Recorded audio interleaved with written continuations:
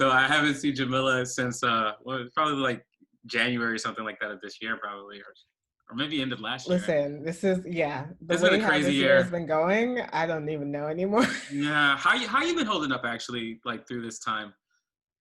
Honestly, it's been so right now I'm actually taking a break from the city. Yeah, Um, where are you? I'm out in Newport, Rhode Island, just Okay. on a solo trip.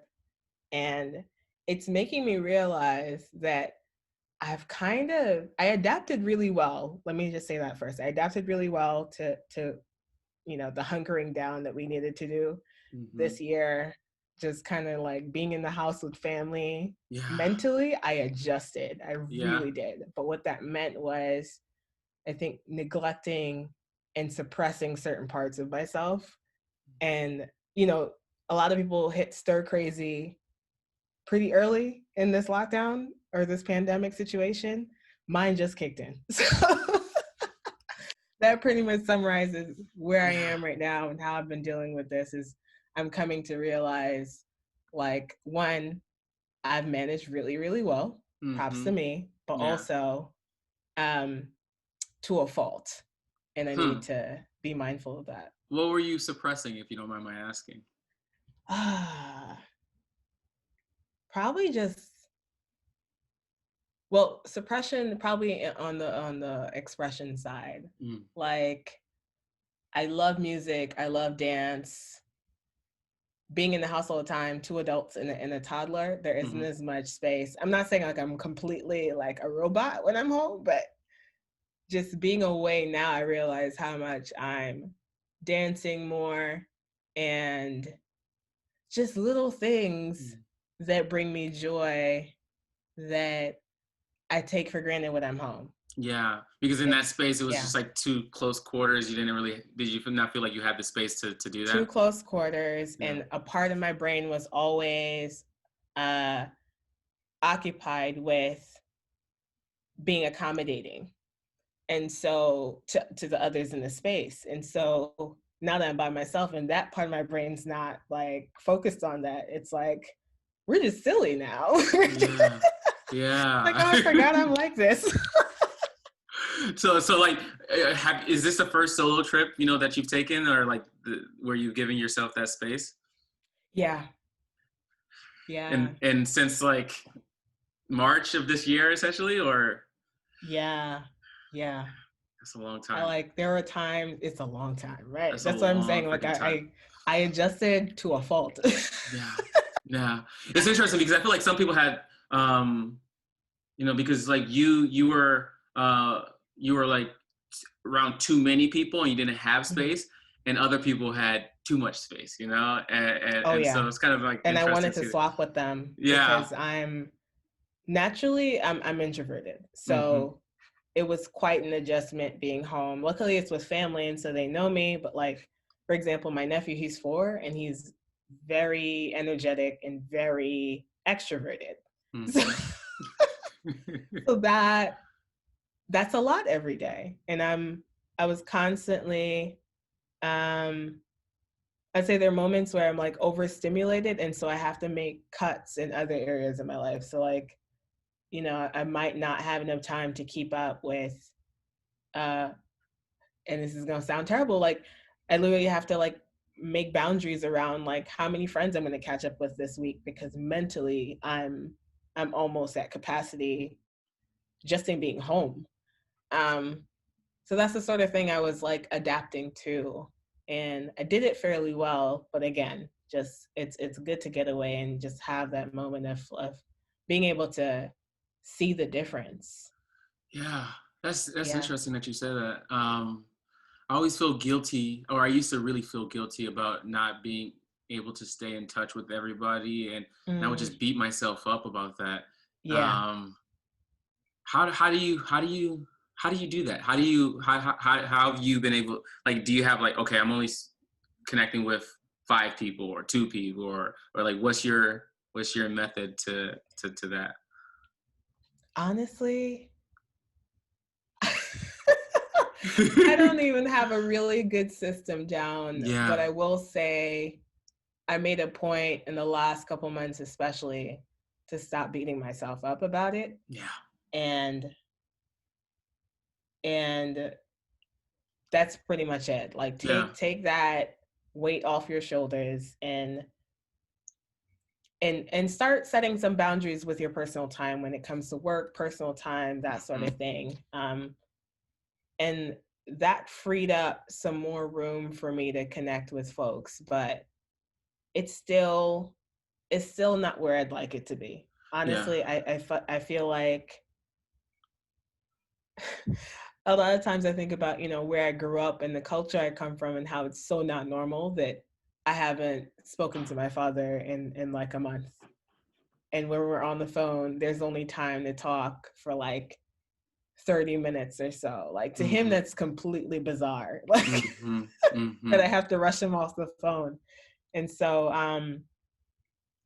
again, I'm trying not to look at it without judgment, but I'm looking at the fact that like, man, this rat race stuff, these like first world problems,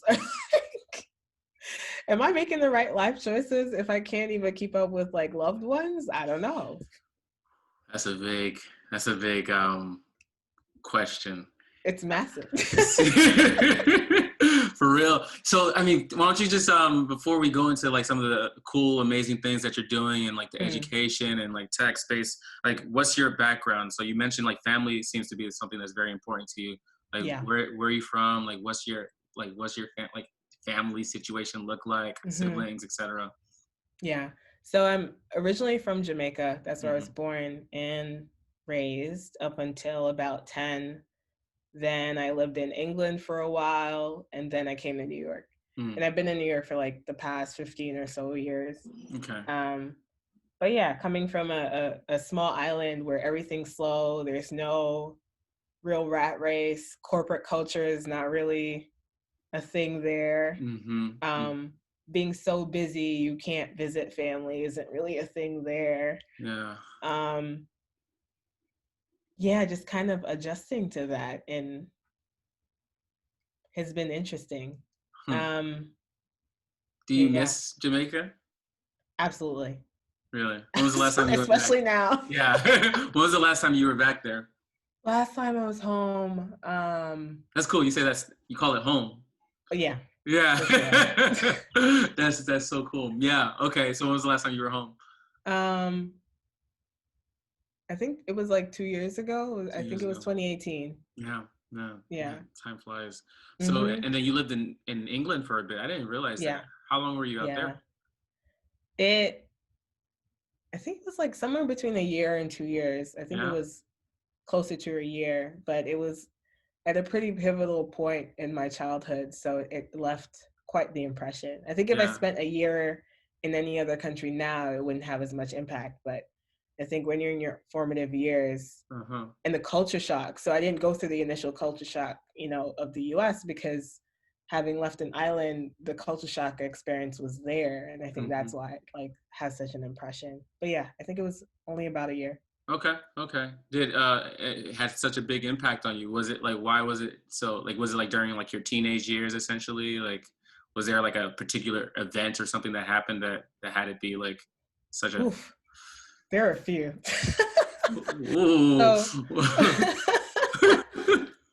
I went from an island that is predominantly Black to a place where I was the only Black kid in school. And also, we're about to get deep now. Before I left Jamaica, I had my first like blatant incident of like experienced my first instance of colorism. And this was all at 10. So this is like, that's what I mean by formative years. Like I'm still naive about how the world works. And I've only seen Black people pretty much. I mean, Jamaica has other ethnic groups that are people of color. Like we have Chinese, we have a massive Indian population, but never been around so many white people. But also it was the first time I kind of felt like the sense of belonging to this country shifted when I went through that experience with a classmate at school where I was basically ridiculed for being dark-skinned. And it was mind-blowing to me. Like, this idea that we're both Black, but somehow my being dark is an insult, or there's something wrong about that. And I didn't really figure that out. The next thing I knew, I was pretty much on a plane heading to England. And now I'm like, thinking, well, if this Black kid thinks it's terrible that I'm dark skinned, what are these white people gonna think? They're gonna be like disgusted by me. Yeah. And it was the complete opposite. And so that confused the hell out of me. It was Wow. a complete opposite. Here I was in this place, as I mentioned, like the only Black kid in school, in our neighborhood. We're the only Black family. And these are like the nicest people we've ever met, like super welcoming. I mean, I got asked to be someone's friend for the first time in my life. I didn't even know how to answer.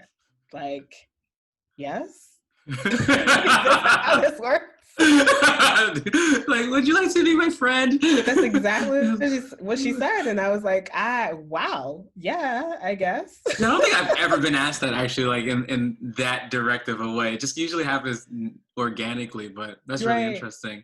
Yeah. Go ahead. I'm sorry. I was just gonna say, like, I'm sure part of it was, it was new for them. Yeah. They hadn't had that many experiences with Black people themselves, and these being kids as well. I was probably the first Black person they ever saw. So there's a bit of, newness, the benefit of being new. But for me, it just the flip from the lack of belonging, or do I belong to this place, to entering a place where I assumed I didn't belong and feeling more comfortable.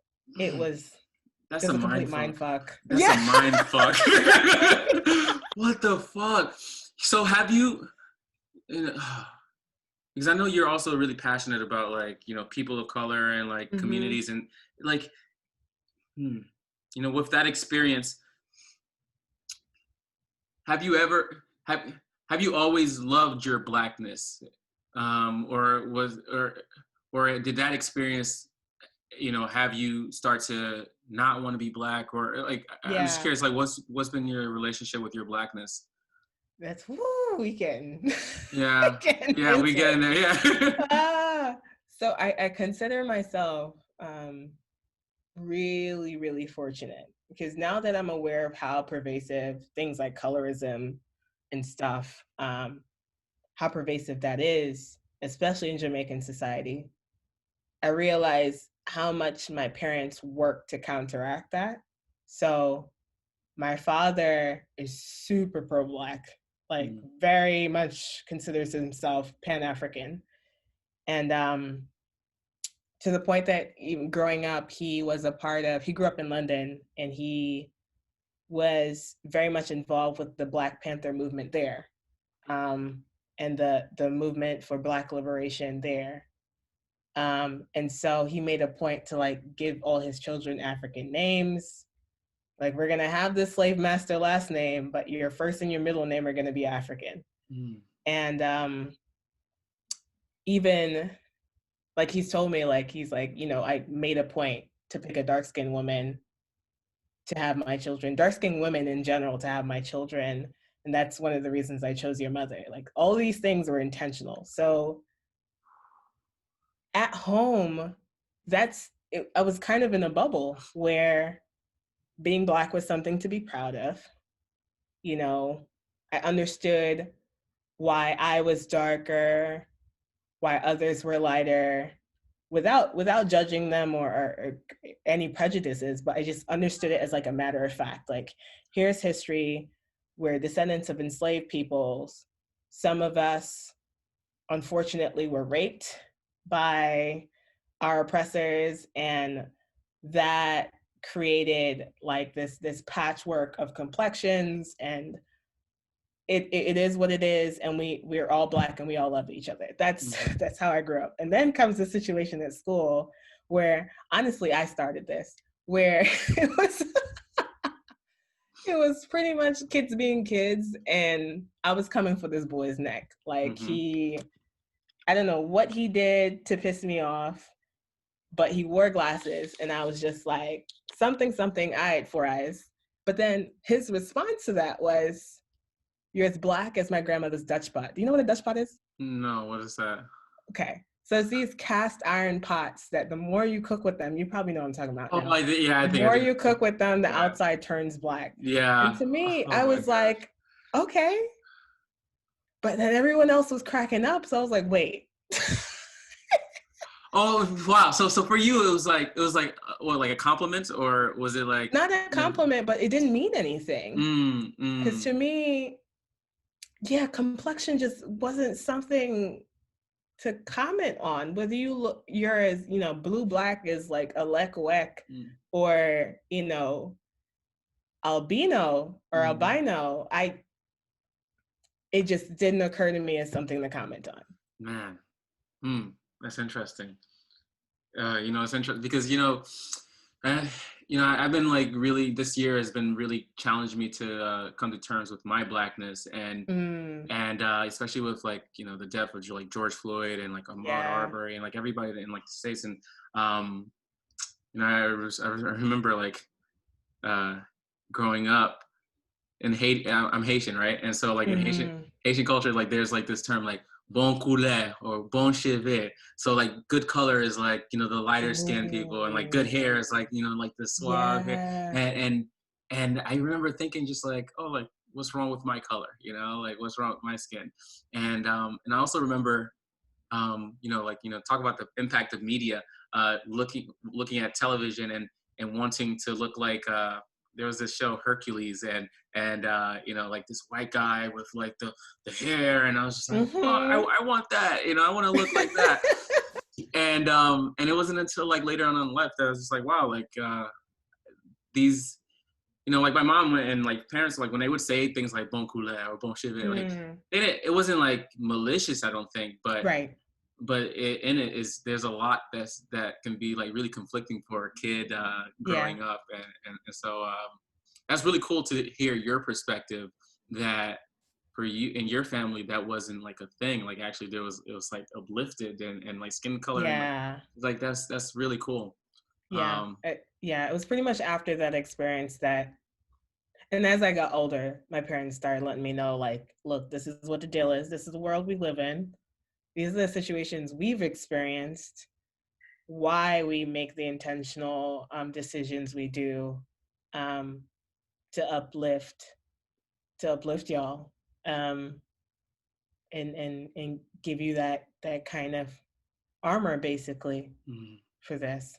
And so how has that translated into like your life now and like who you are now? Oof. Well, for me, I mean, I still love my skin. Yeah. I still love it. To start. But I think what they did a lot more than just help give me armor to deal with racism and internalized racism, even, because it's to the point now where I have like I feel close to the continent. Like I feel close to Africa. Like I feel an affinity with all things African. So, I mean, I'm into the music, I'm into the food, and New York is kind of the perfect place to be with that. But yeah, I ended up, even though I'm pretty much on the West all the time, when I look at my interests, the music I listen to, and all of that, it's very Black, but it's very global. Yeah. So yeah, whether it's Caribbean, but in Europe, Caribbean people on the islands themselves, Africans on the continent, Africans in Europe, Africans in the US, like everything is just Black. To me, Black I this is something I've been thinking about a lot, especially because of what's happened this year with the Black Lives Matter uprising. To me, Black is truly an umbrella term for all descendants or Black descendants of Africa. And I've run into this definition, or run into the fact that for some people, Black means specifically African American. And my whole world and understanding of Black is just so far from that. Yeah. I didn't realize people just thought it was just African American. I thought it was pretty all encompassing. Yeah, and I think they know too if you said it to them, but there's the way they express certain things. You know, they'll talk about certain things like revoking a Black card for not knowing, never having watched like the movie Friday. And it's like, have you watched the great African films that have come out in the past few decades? That's real. Like, do you know the Jamaican classics? Do you know the Black British class? Like, things like that, where it's like they don't realize they're alienating other Black folks, or that they're missing out on the full Black experience. And they define the Black experience really as the African American experience. Yeah. And I think being from the Caribbean, then having lived in the UK, and then coming here, I have that perspective where I'm just like, yeah, you're not taking my Black card for something like this. No, I don't need, I'm still coming to the cookout. I fucking love that. So real. Oh my gosh. I love that you said that. And it brings up a good point. You know, I feel like, you know, Americans in general, like we're kind of like isolated from the rest of the world. You know, we just like, maybe it's just a product of us being at the top, like one of the top global powers for so long. But we don't feel the need to like really be integrated, or to learn other people's cultures. And like, I'm also kind of guilty of that too. You know, I've traveled and I've seen other stuff, but like, I know there's a lot of room to educate myself more. And which is honestly kind of one of the, when we first like connected or reconnected earlier this year, end of last year, and you started putting me on to like, you know, it's like Afro beats and like some different songs. And I was just like, wow, like it's really cool to experience different, you know, different versions of Blackness and through the lens of music.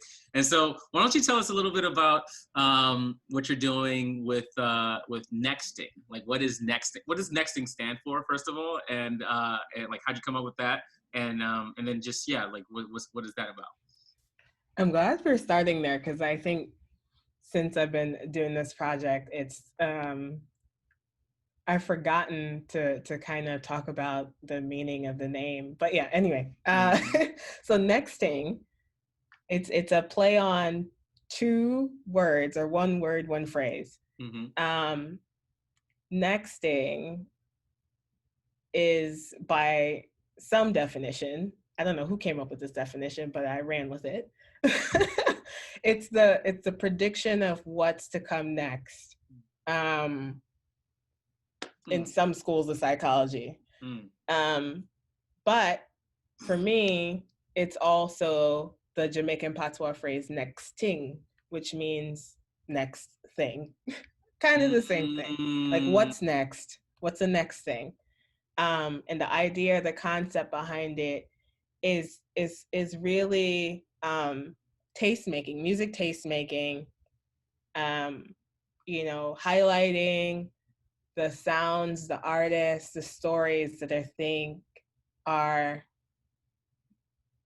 it's kind of aspirational. So it's, you know, you mentioned like Afro beats, which is pretty much Afro pop now. It doesn't need anybody's help to blow up. It's blown up. It's it has arrived.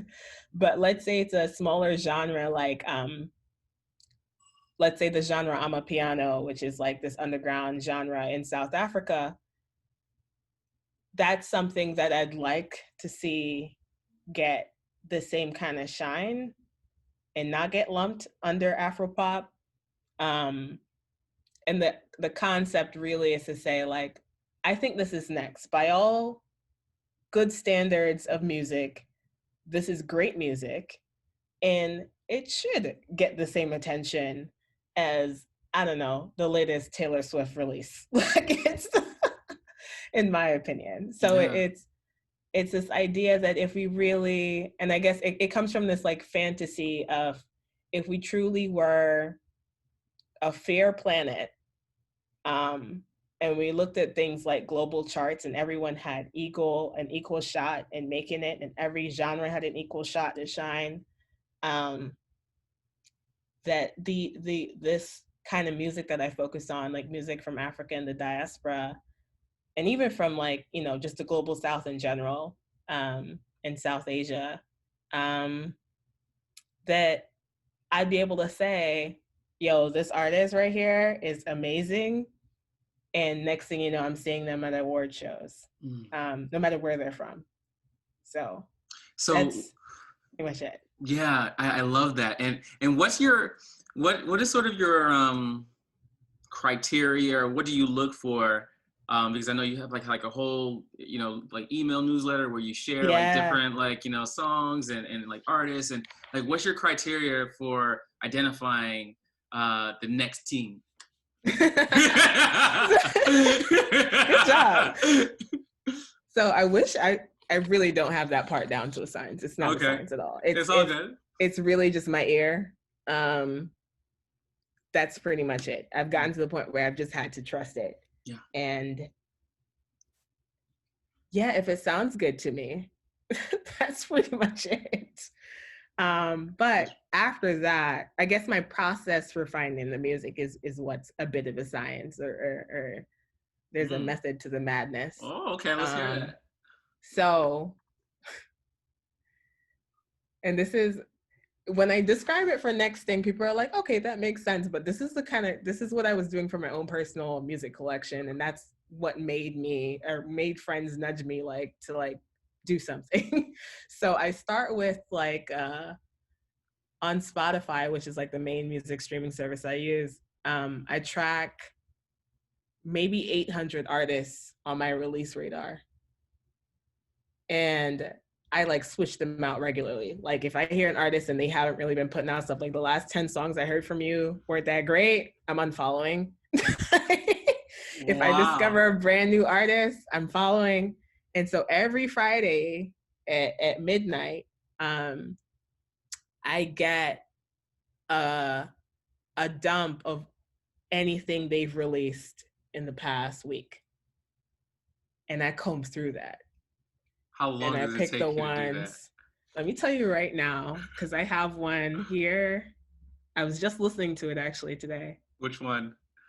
This just whatever was released in the past week. And I'll tell you how many hours of music is on here right now. Whew. Let me go to the release radar. 9 hours and 26 minutes of music. Do you like Friday night till Saturday morning just like listening, like dancing? No, I do it throughout the week, honestly. Okay. So I spread it out, and honestly, at this point, I've gotten so good where I'm like, I could be 15 seconds into a song and be like, nah. So that's one. That's step one. Step one. And then there are a few like internet or a few internet radio stations that I really like. The BBC is really, really good at giving underground music a shine. So BBC radio stations, there are multiple. There's One Extra, which is like the Black radio station for the BBC. There's BBC 6, which is just underground in general. Radio 1 is a bit more mainstream, but I mean, in comparison to the US, nothing the BBC does is really mainstream. Like the US is the epitome of mainstream everything. Like the top 40 Z100 type of radio stations, they don't really exist in the BBC with the BBC. So I trust them a lot with their recommendations. And then there's like Worldwide FM, which also plays a lot of underground music from around the world. They're really good at really representing the globe. I think that's what it is. I think anyone who seems to have that same value of representing the globe accurately, like paying attention to how many African artists do we have, how many European, and when we look at, you know, we're not looking at the US, we're looking at all of North America, like things like that, like decentering the US. That's what this is about. Yeah, I'm about it. I mean, that's just a weekly thing. I do it for myself anyway, because I get tired of music pretty quickly. Not tired like I hate it, but like I'm just always, I just love new music. Yeah. And so once I comb through all of those and kind of shortlist a few songs, okay, not a few, like 50. I cut it down again. I might cut it to like 25 to 30. And that's what goes out every month, about every month, if I can keep up with it for NEXXTING. Yeah. Wow. That's amazing. Did you do it last month or this past month? I did. Yeah. Okay. I did. And what's been the reception of that? Like, how have people been reacting to this creation of yours? Last month was a little bit quieter than usual, but okay, let me not say, was it last month? Last month was a lot more hype. This particular, the last playlist I sent out was election week, so I think people's minds were elsewhere, which is fair. I sent it out to be like, listen, we're gonna dance through this. Here's some music to get through the week. But it's overall, I'm only on my 5th release, and I've been blown away by the reception, because of course, when it's something that's like such a personal project or personal obsession, you don't know how others are going to respond to it, or if they're going to like, if the vibe or the energy is going to be the same. And it's been interesting to see how it's resonated with people in ways that I didn't even expect. Or just being affirmed when I see people enjoying certain tracks that I enjoy, but I wasn't sure how others were gonna, you know, like take it. So yeah, I love getting responses to the newsletters, like literally in the email, like, yo, this track is fire. Like this one's amazing, or this one made me go look up this artist, and now I'm listening to their whole album, and I discovered 3 more artists off of this one track. Or my favorite story was with a coworker who's I believe she's Russian, her husband's Korean, and they were really feeling the Afropop tracks, and so them and their kids were dancing it up to some Nigerian pop. That's what I'm talking about.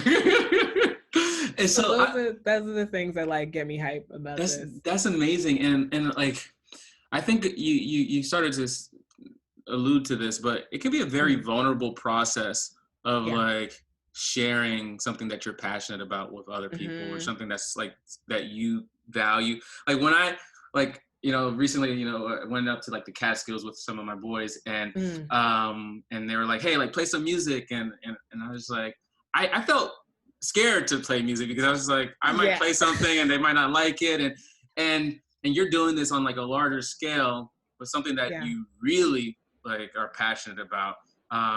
How did you, was it scary for you or hard for you to like to take that step to share it with the world? And okay, and then so how did you overcome that hurdle of just that like fear? Yeah.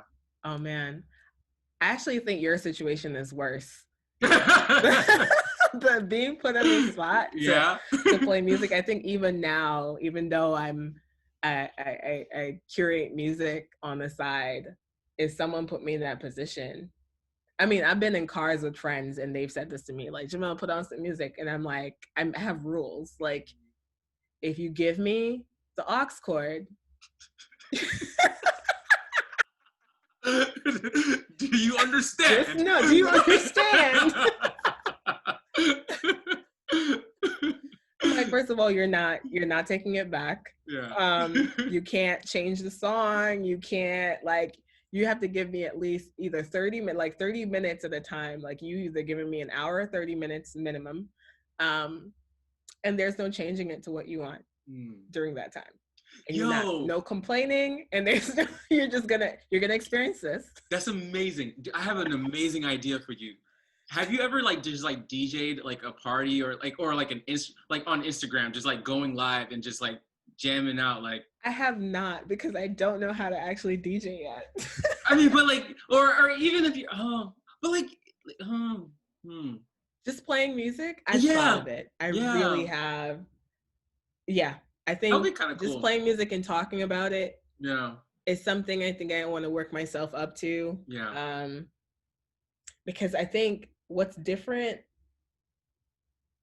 between, because there was a time, so at the beginning of this pandemic when everybody wanted like to find hobbies and things they wanted to do, my thing was, I'm going to learn how to DJ finally. Mm. And I got all the YouTube videos together, downloaded software. Who knows, I might be paying for some of them still. But what I realized was, it's not so much the blending of the songs that I care about. I do care about the order of them, but I want to share the stories behind them. Like, I want to talk about the artist's background, or the story of how the song came together, or some interesting personal connection I have with the song. So yeah, I like the IG Live idea. I don't know. We'll Yeah. see. Yeah. No, I think that's great. And I could definitely see it becoming like a podcast, or I mean, I don't know if you're already doing that in some respects with your newsletter, but I think there's a lot there, and I just love when I meet passionate people. It's just, like it's just so nice, to have like something that you're passionate about. Yeah. Yeah. Likewise. So okay. We went into your music. Yeah. What are you doing like professionally right now? So right now I'm a product designer. That name changes all the time, but basically technology design, digital product design, UX design, UI design, UX research, like it's all lumped into one. With a little bit of business analytics. So that's what I do professionally, and I do it in the ed tech space, since I come from an education background. Yeah. Yeah. And so it's interesting. So I was looking at like your Instagram, and I remember this post, and that's why I was like, I wanted to like find the exact words that you use. You said, one thing I learned during my years as a freelancer and entrepreneur is to notice when my independent nature no longer serves me, or the ultimate beneficiaries of my work, and adjust accordingly. Yeah. It's a tricky thing to honor as an introvert, but I'm my most grounded, creative, and effective when I build solutions with folks. Ooh. What was going on there? What's behind that for you? I don't remember, but I agree. That was good. Yeah. Yeah. Oh man, I think it just comes from just a lot of personal growth on my end. First of all, I think the experience of being an immigrant and leaving home and everything I knew, because when I moved with, it was just myself and my mom. We had to figure it out. Like, we're in these foreign countries and we just had to figure it out, and that meant I needed to like mature pretty quickly, and act responsibly pretty quickly. And just like there's always a flip side, the other side of the coin, it works out well when I have an adult depending on me and I'm in loving, and I need to like get home on time and maybe do laundry and just like not make my mother worry. Wow. But then the flip side of that is, as I got older and things became a lot to handle, I didn't know how to ask for help. I didn't think it was okay to ask for help. And I much rather have it all together and not look like I needed help. And so, yeah, I had to like come to terms with the fact that I had this inclination to keep up appearances and make everything seem like it's okay. And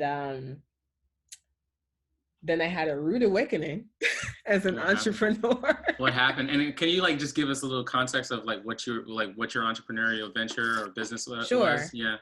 So I mean, I started off as an independent tutor, And then decided I wanted to like formalize things. So it just naturally progressed into like specific test prep programs for like just K through 12 education here in New York City, and some of the standardized tests that kids have to take every year.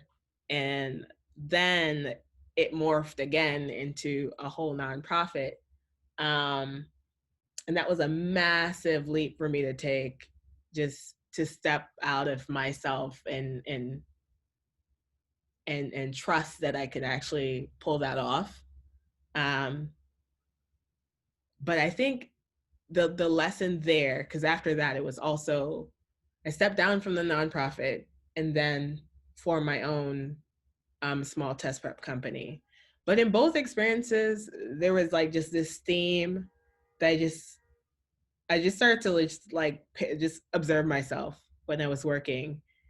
And I realized that when decisions were all on me, and I was actually thinking about this before I jumped on this call.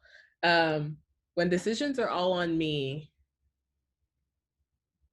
at best, at my humblest, I'm going to end up bottlenecking it because I'm going to be trying to do it right and consider everyone and all the things. And it's just going to be a lot or too much to kind of hold and process in one person's mind. And I was just very careful of not letting my ego run the show. And so for me, it was just really stressful. Really, really stressful being where the buck stopped on all those decisions. And then I was introduced to this concept once I started training to become a designer. I took this human-centered design course, and the instructor there kind of imprinted this mantra on us about like build with, not for. Mm-hmm. And as soon as I heard those words, something in me, it just clicked, and something was just like, that's it. Not only is that just the right thing to do for me personally, I am way more comfortable facilitating. I make better decisions even once other people are, like, once I share leadership with others and I share power with others, it frees up my mind to do better solutioning, do better thinking in general. I just work better when decisions aren't just all on me. Yeah. That's huge. And you know, like I resonate with that so hard because you know, I've been on this entrepreneurial journey for like the past, I don't know, like 5 years, however many years. And there were times where I was just like, I felt like I was just like banging my head on the wall. Yeah. and it wasn't until like, honestly, this year I finally started to hit my stride where the same distinction, you know, my boy put me onto this, he connected me with his friend who has this company called People and Company. And they talk about building communities with the community, or something to the effect of building with the community and not for the community. And I think I was like, that's it, you know? And even like, as I'm like creating this podcast, I'm just thinking, how do I involve people into this? You know, like I'm sharing with like friends, and which is a vulnerable thing, and be like, hey, like, what's your feedback on like this description or this, like, you know, this thing, or like these people that I want to invite. But it's so much easier because then I can just like show up and just do what I want to do, what I'm good at. Right. And then allow other people to support me and not more than me, the vision and bring that so that we can all like kind of pitch in, and because a rising tide raises all ships. And so that's it. Yeah. So that's dope. Oh shoot, I was going to say something around, so you're talking about building with and not for. So what are you I completely lost it. That's okay. It's okay. It happens. This is, you know, getting a raw thing. So like, look, you're doing that. You're a product designer right now. how are Mhm. you, how are you liking enjoying that process? How are you enjoying that work versus what you were doing before? I mean, oh my gosh. I miss I do miss working so directly with the beneficiaries of my work, like working directly with families. It was it was beautiful to work with young people. Oh my gosh. Like I miss that so much. But what I didn't care for was chasing customers all the time and clients and having to that part of the business side of things. I do not miss. I'm not cut out for it. Yeah. I learned in probably the last 2 years when I launched my own personal business.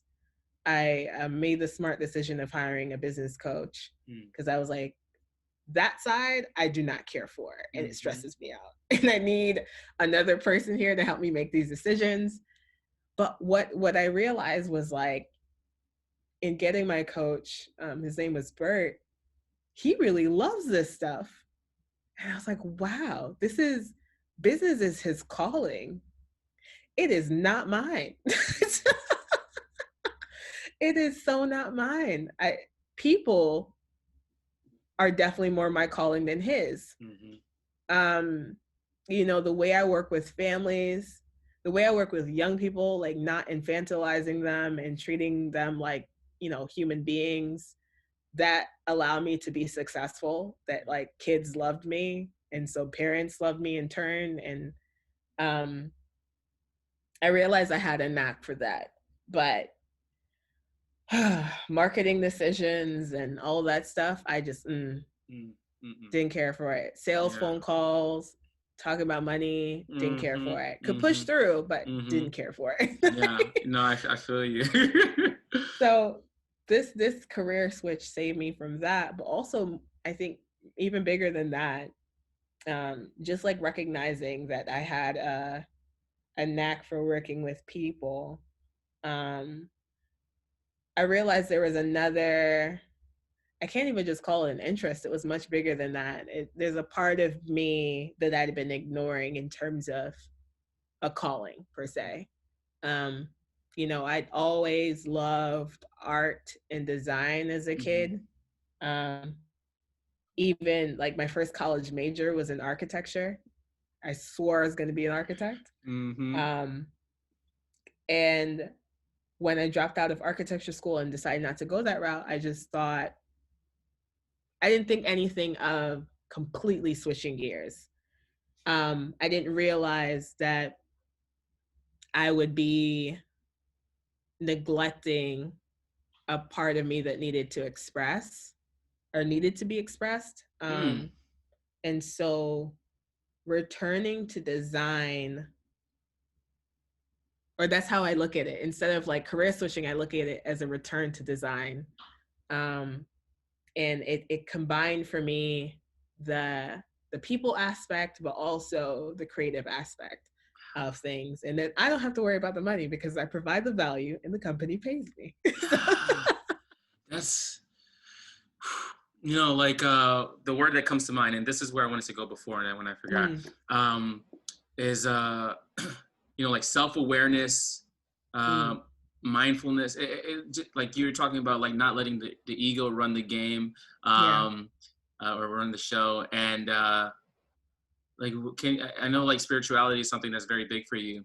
Mm, How did that, like what was your spiritual journey like, and how did that mm. impact like who you are now? Okay. Wow. How am I gonna? Yeah, that's kind of a big question. Maybe I need to bring that down. Or even you're talking about like not letting your ego run the show at one Yeah. point, and like becoming and like using that. You're just like noticing. Um, what's your process for learning yourself, and for Mm, distinguishing like between when it's like you're making a decision from like ego versus like, hey, this is what like my heart is, something needs to be yeah. expressed. Yeah. Yeah. Oh man. Oof, there's so much to discuss here. Yeah. and okay, now I can definitely talk about my spiritual journey from that Yeah. perspective, because I didn't really become aware of, and I mean, all these words are really just helpful for frameworks of thinking and just being aware or just living consciously. So I don't Mm-hmm. want anybody to get stuck on them when we say like ego and true self and Yeah. things like that. Mm-hmm. But for me, that distinction, that there is a part of you that is personality run, and if you give it an inch, it'll take a mile, and it is just not the most mature, and you can't let it do everything. It needs supervision, and that there's a part of you that is in charge of things like that gut feeling, the things that can't be explained.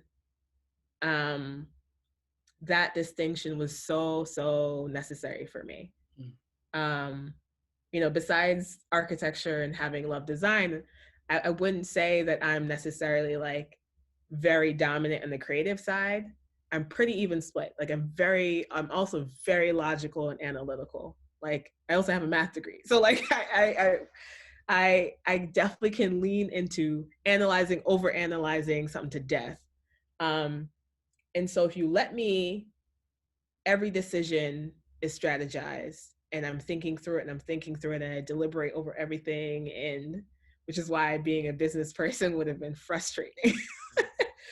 um, so the discovery that distinction, what helped me was this book called Power of Now, and it's pretty Mm. popular. I just literally By just read it by Eckhart Tolle. I Really? just finally, because it was funny when I first discovered it years ago. Yeah. It was just, I was not ready for that shit. I was just like, That's what the? exactly. I was like, what the hell are you talking about? I had a similar experience. Yeah. Yeah, I like read it last week, and it just, Wow. yeah, it was big. Yeah. Interesting. So that was my game changer. When did you read that? This was 2017, Mm-hmm. and it was right when I started my own personal business. So this is right after I stepped down from the nonprofit, and it was like, what the hell am I gonna do? What are my skills? So again, analytical brain, like logical side took the hell over, and it was like, listen, here are your skills. Here are the connections you currently have. This is what we're gonna do. We're going to take these connections in the education world. We're going to start a test prep company. We're going to make it work. And what I think that did is it definitely, at that moment, not to say, and this is why I was like, we don't want to get stuck on these words.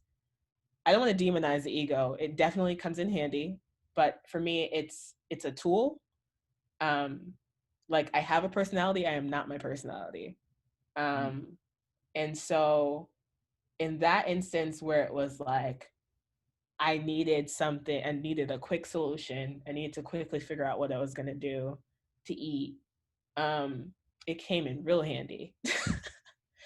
And then that kind of bought me time to then still recognizing like, okay, I figured something out. It's standing up, it's getting off the ground. But I know that this isn't it for me.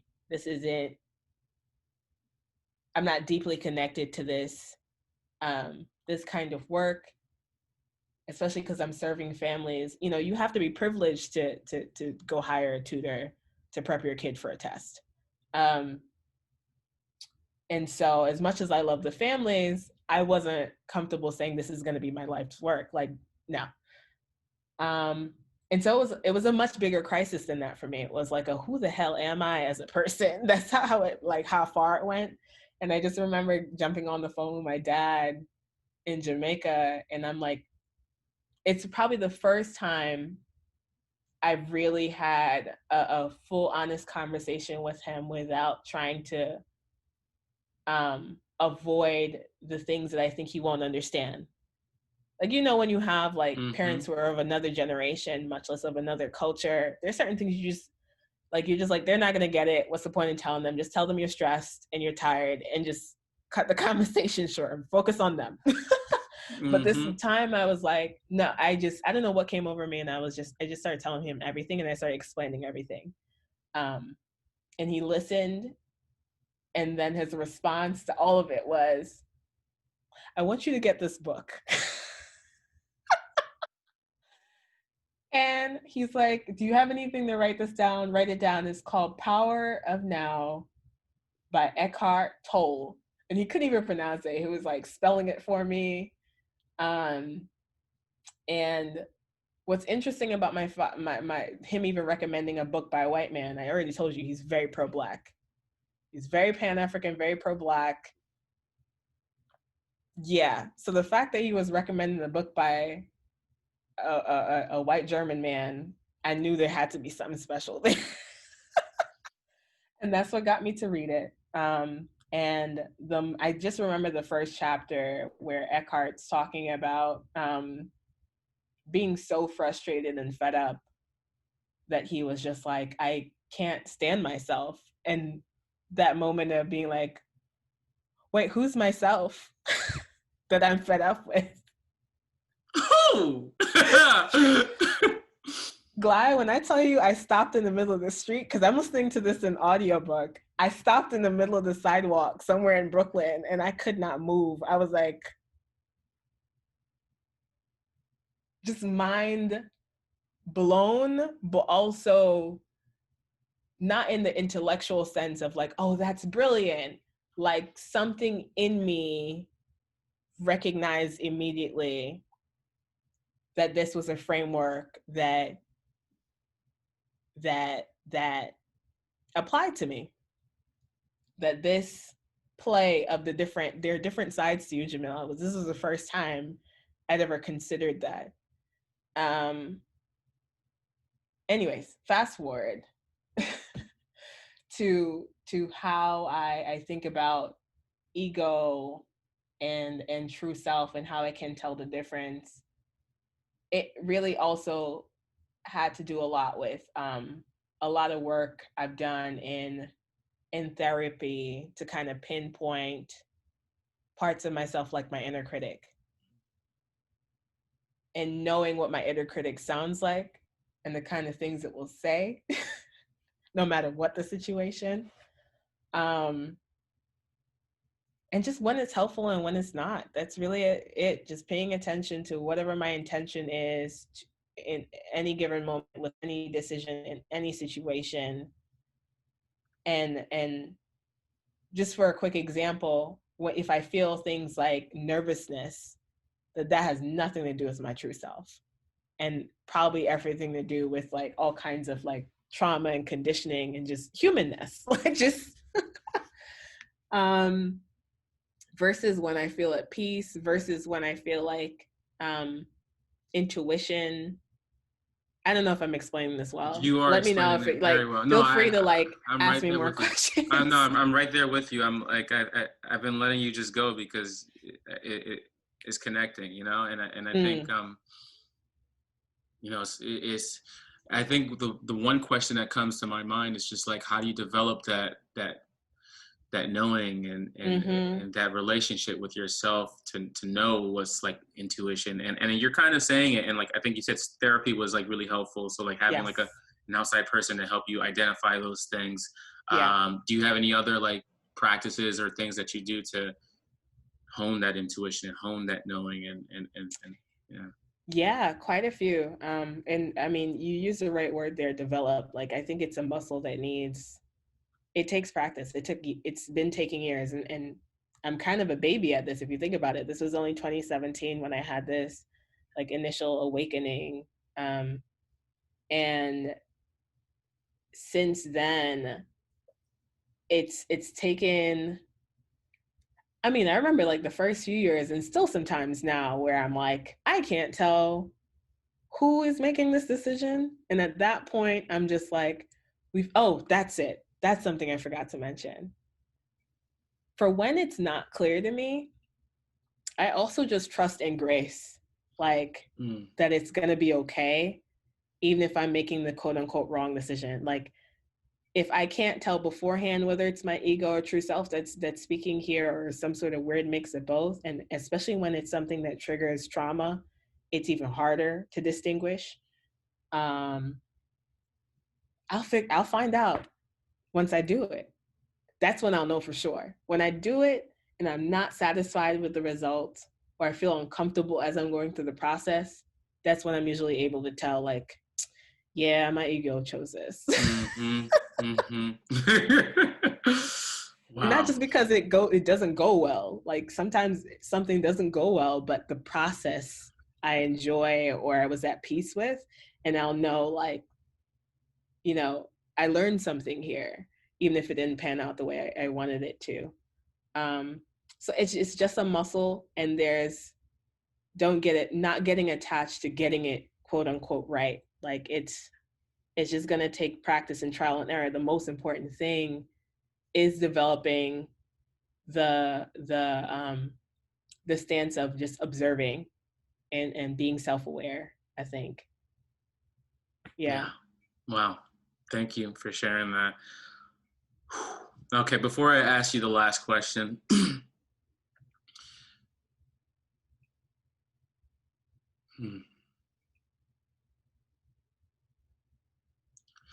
I just want to say I'm grateful for you. I am truly grateful for you, and I'm grateful that the universe brought us together and created this friendship, you know, and it was just so beautiful and random how it happened, just like Instagram, like, hey, do I know you? Yeah.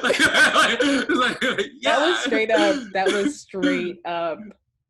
That's like a perfect example of the kind of like weird alignment things that I'm at this point, I just trust it. Like, when I see it, I saw, you know, random photo on someone else's Instagram. And it's not like you stood out. I wasn't like in the center of the picture or anything, you know. No. And it was just a weird, it wasn't even a clear recognition in terms of features. It was like, first just a curiosity, and like, who is that? Clicking through and be like, why does he look so familiar? Why does that name sound so familiar? And then even the idea, and I do this all the time, sometimes it lands, sometimes it doesn't. That's another thing too. I have these moments where I'm like, F it. I'm just gonna, why did I say F it? Fuck it. I'm just gonna reach out. And if he thinks I'm a weirdo, oh well. And I remember I reached out before I even figured out who you were, because I was like, I know you from somewhere. I don't know where. Help me. It's like, let's figure it out. Hop on all types. I'm like, I'm going through my emails. I'm going to. Yeah. And then we found out we were in like the same personal growth program like years ago. It was, And so that's what you know, you're talking about like trusting your gut, trusting like the process. And, and I'm just grateful that you trusted your gut and your process, and I think just like having you as a friend, even though we don't talk all the time, I think that's helped me learn to trust my gut and my process. And like even like in this conversation, it's like reaffirming that. So so thank you. Yeah. And the last question that I have for you is, what do you believe the new norm in the world should be? Ooh. Take your time. Oh my gosh, this is.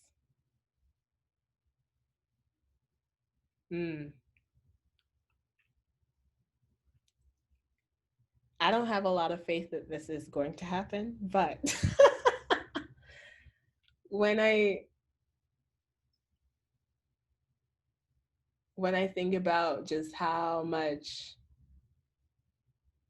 division and I don't know if for you this has been a realization, but one of the things that has been really, really been like an eye-opener this year is just around like human nature. Like, I didn't know we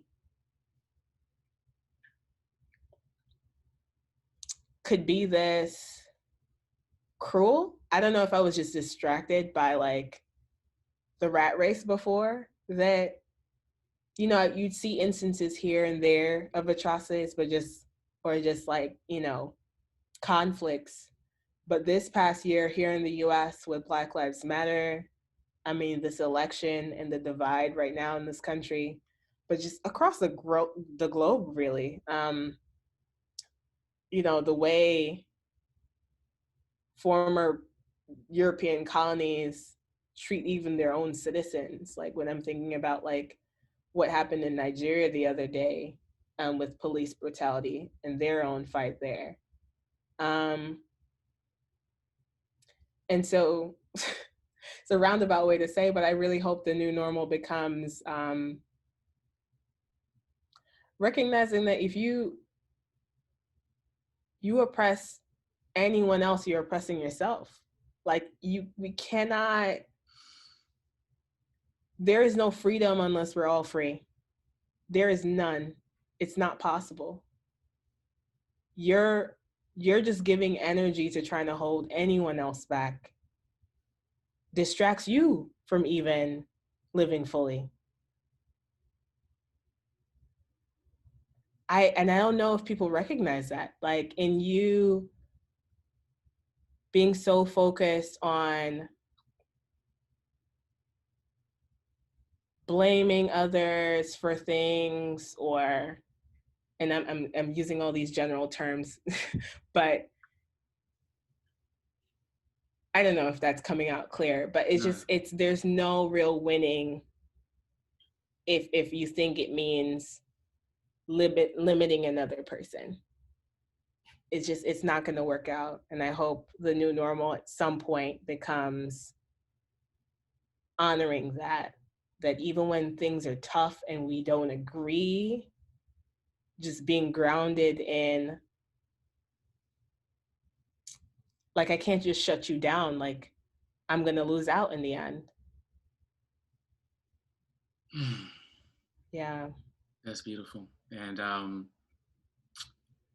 I have to be an optimist, you know, because to be a pessimist, it was just like I just like, I don't know if I could go on. And so I believe that is possible. And then and that maybe, I hope in my lifetime, but likely not, but as maybe my grandkids or grandkids lifetime.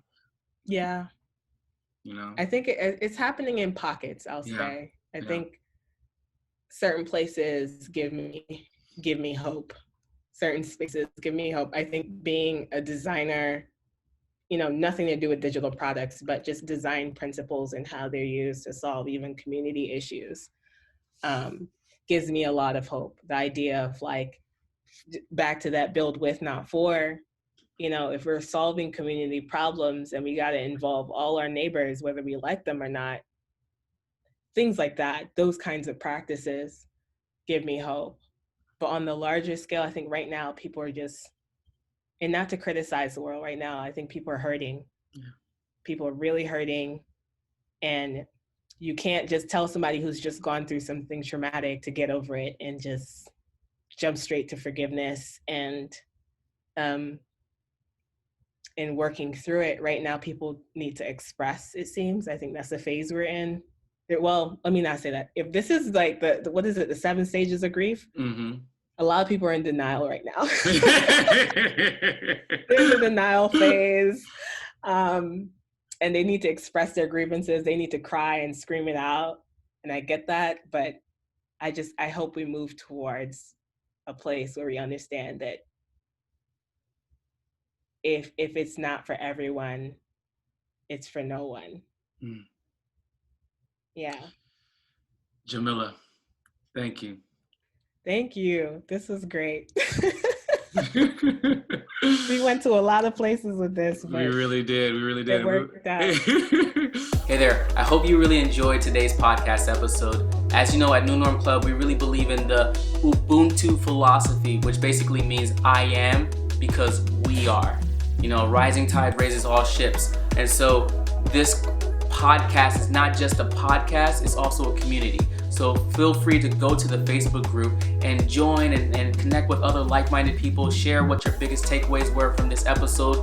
Also, do that in your personal social media so that we can get more people into this family, so that we can start to redefine the world together and support each other and empower each other and inspire each other to be our best selves.